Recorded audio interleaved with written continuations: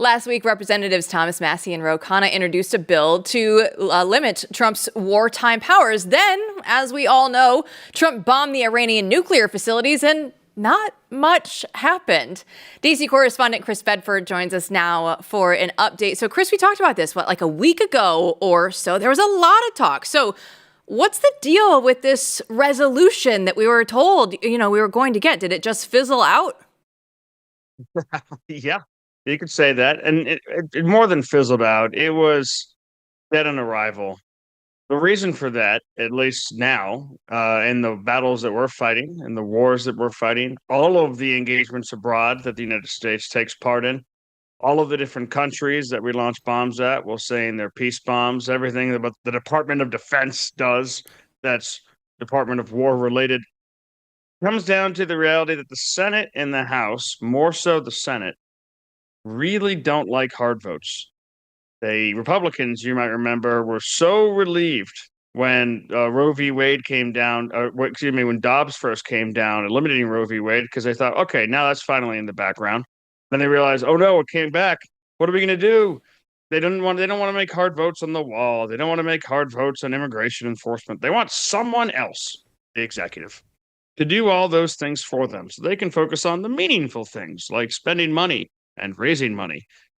So because of that, and the fact that so many members of Congress and so many members of the Senate really do kind of like war. They think that a belligerent American foreign policy is the key to the relative peace that the United States has enjoyed since World War II. They think that our ability to reach out and just touch people without there being much consequence, as George W. Bush said after 9/11 and the beginning of Iraq and Afghanistan, Americans should go out and buy more things. To them, that's kind of an ideal situation. And they also remember things like Senator Bernie Sanders' run against Hillary Clinton in 2016. When I remember sitting there at a cafeteria, a gymnasium in a New Hampshire high school, and everyone was booing this Republican or that Republican. But when he got up to Hillary Clinton, he kept on listing off her offenses and the things that she had done, and the crowd got more and more riled up.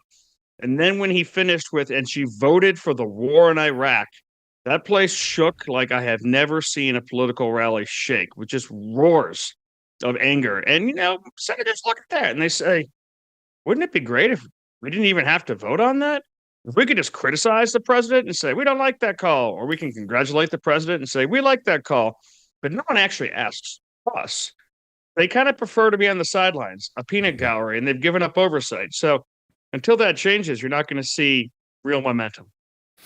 Yeah, that's well said. And this is an interesting one because, the War Powers Resolution coming up from the 1970s, the Congress did pass, is something that presidents really have on principle disregarded in the sense that they don't think it's constitutional. No presidential power, no one who sits in that office wants to say that Congress can check them in these kinds of incidents because they want to say that they have the authority, right, to decide when there's an emergency. It all revolves around what the declaration of war means. And this is an important constitutional issue that has been going on for a long time, right? It's been simmering in the background for a long time, given the nature of the weapons we have.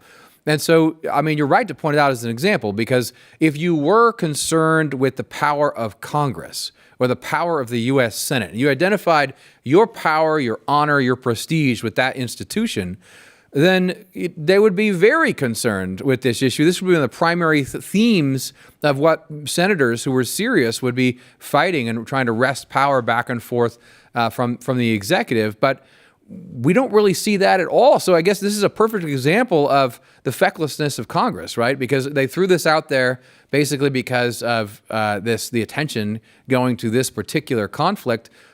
But nothing happened. Do you think there's anyone in there who actually cares about this kind of stuff?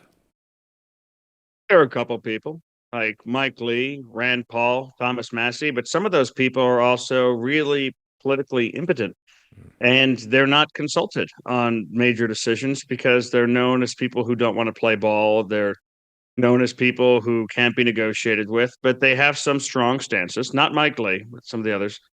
They have on not playing ball.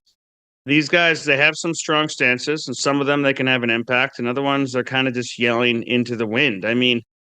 Congress surrendered oversight of the executive in general, and that includes war powers. They've given up on they don't want to actually hold hearings. They don't want to actually really dig in. They want to grandstand, but they're not necessarily get to the bottom of things. They're not asking serious questions in good faith. They're just attacking the witnesses from the other party or the person from the other party. And this goes both ways. This is Republicans and Democrats. And then both sides will go on their chosen primetime shows that evening, and they'll crow about the things that they said, and they'll use that to raise money. That's just kind of the role that Congress has put itself in. And this is a place, an interesting spot where the framers were wrong, that Congress would jealously guard its power, the legislative would. That doesn't actually seem to be the case. They will jealously guard their fundraising. They'll jealously guard appropriations still. They're really interested in their ability to spend money. But in relation to the executive, they just don't want to be held to account. How many Republican and Democrat senators out there, for even us, if someone were to quiz you, name every single Republican senator. I cover them for a living. I would definitely miss some. I could name the states. It's not every single senator, and folks who are paying a little bit less attention certainly wouldn't have either. The amount of people I met in D.C. who do this for a living, who'd never heard of that California senator who rushed Kristi Noem's press conference until he did that. And it's because so few of them actually do anything. And you can kind of tell, like when they retire or when they pass away, you'll see these either political or life obituaries talking about they stood for the disenfranchised and for women, and they stood for the underprivileged, and they but almost none of them actually reference a bill. None of them actually reference, and this person did this consequential action that made this impact on these people's lives. They were just a fighter for justice. And most of them aren't really doing anything other than raising money and staying in power, and they're comfortable there. There is one person that we actually haven't mentioned on the show in quite some time, and that is Jasmine Crockett. Now, she went out today and was talking about Iran, and she said, I'm the one that's supposed to be making the decision. She threw a bad word in the middle of there that we're not allowed to say on television. But Chris, there are still people out there that want to say, no, it's me. I'm the one with the power. I'm sorry. Are you the executive? I don't believe you are, Jasmine Crockett. No, she's that rare, wonderful case. I love her. She's great. She's so much fun to click on, to watch her videos. I mean, classy, dumb people can be rather entertaining, and trashy, smart people can be super entertaining, definitely. But when you're trashy and stupid, sometimes it's just a combination that's just hysterical, but you don't really want to be around them. And what's weird about her watching this, same thing with AOC and some other folks, is when they come out and they say these just kind of stupid things. Everyone around them, the people that surround themselves with, nod and say, yes, preach. That's right. That's the way. It's not the way. It's not true. They don't actually know what they're talking about. It's a perfect example of the complete and total decline in civics education by people who actually are supposed to be governing us. The fact that we're kind of governed by stupid people more often than we're governed by evil people. And I'll tell you that I remember visiting some of the friends' houses of people who've become rather influential in Washington, important in the Senate, important in the White House, and they're reading 100-year-old books on operations of the House and Senate. They're reading the memoirs of people long past who existed and lived during a time and governed during a time when they had a real impact. They're studying Senate procedure. The people who know Senate procedure in and out and understand the history of the Senate are in higher demand than someone who can work on a 1930s car in Cuba. They're absolute gold. And that's just because they read imminently attainable information, which, granted, I call them most of the time. I'm not reading those really long tomes. I've got a million things going on myself. But so few people in Washington who are in those positions are taking advantage of understanding the history, understanding the people who've come before them, understanding the powers they have, understanding how to do different things. And they use it to take advantage of not just a public, but their colleagues who actually don't understand this stuff. So an example would be Mitch McConnell or Senator Harry Reid, the late Senator Harry Reid. These guys understood procedure. They understood history. They understood how the Senate worked. They didn't always use it for conservative ends. very rarely, but they would use it for their own ends, or in Harry Reid's case, for progressive ends, for the control that they were able to exercise. They would tell people the things that they knew were possible were impossible, and everyone would nod and agree. Or they would tell people that things were possible that they had never even thought about because they knew the actual procedural ways to get this accomplished. All of this information is available. So it's just one of those classic things where we assumed that with the World Wide Web and Instagram videos and all this other stuff that we would get more intelligent. But at the end of the day, you do have to crack those dusty old books. And we've forgotten so many more things than we know. Man, music to my ears, because when I leave here, I will be yelling at young Publius fellows for Claremont, saying exactly what you're saying and telling them to read the words. Read the damn words, because no one does. No one's doing it. But I'm sure Jasmine Crockett's, I'm sure that's coming, Jill, from her deep knowledge of the Constitution. And by the way, I should say for the record, I think I want to see tension from Congress, but I don't actually think what Trump did was unconstitutional. But no, certainly not by the War Powers Act. No, and certainly not in the context of post-World War II America. That's not unconstitutional at all. But I'd like to see Congress come back and say, well, hey, this could be a declaration of war because you're essentially starting one. I mean, we want to see that tension. But anyway, yes, read the words. Well, let's talk about another of our favorite activities, rhino hunting. During an appearance on GD Politics, Senator Lisa Murkowski teased that she may be bucking the status quo soon. What does she mean by that, Chris? Well, do it. She's talking about finally openly becoming a Democrat. I mean, she's kind of a Democrat in all but name, and a lot of the different things that she pushes for. She's not just out of step with the current moment in Republican politics, but she's out of step with the last 15 years of Republican politics, which puts her even out of step with the broader U.S. Senate. Now, there's something to be said for the importance of rhinos in a lot of different cases. There's different Republicans who could not be elected in certain states. Were they not more conservative? Were they not the more moderate or liberal Republicans that they are?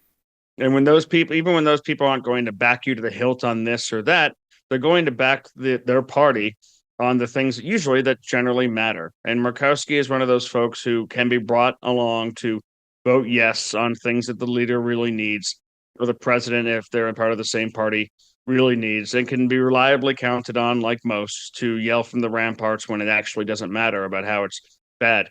But Alaska's a different case. Murkowski would be long gone if it wasn't for the fact that she literally rigged the election system in Alaska and put in ranked choice voting. First, she lost a Republican primary, and this was years ago.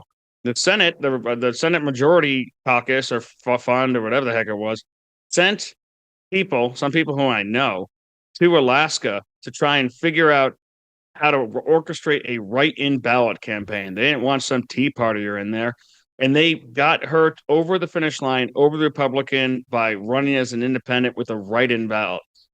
That was impressive work that a lot of Republicans have since come to deeply regret. They find it a lot easier to work with someone like Mike Lee, who is a principled conservative, than they do with Murkowski. Although Murkowski can usually be bribed with some kind of payoff for this or that thing that has to do with Alaska.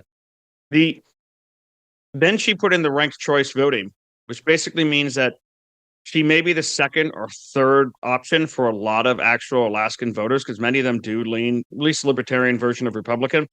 But she wins because of the way that her opposition is so disparate and so spread out and so hard to actually get in line in some kind of concerted campaign. So if she would decide to run again, I don't think she will. If she wants to put a D next to her name, well, that'd be great, because if that's the kind of case, the Republicans would actually be able to get someone who represents better the interests of the Alaskan majority, which supports the president. Rip the Band-Aid off. Let's go already. What are we waiting for?